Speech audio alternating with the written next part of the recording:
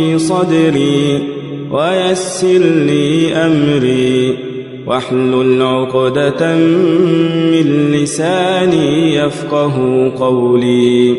قال رب اشرح لي صدري ويسر لي أمري واحلل عقدة من لساني يفقه قولي.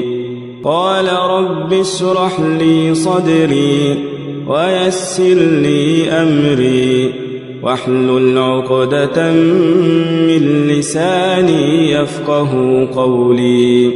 قال رب اشرح لي صدري ويسر لي أمري واحلل عقدة من لساني يفقه قولي.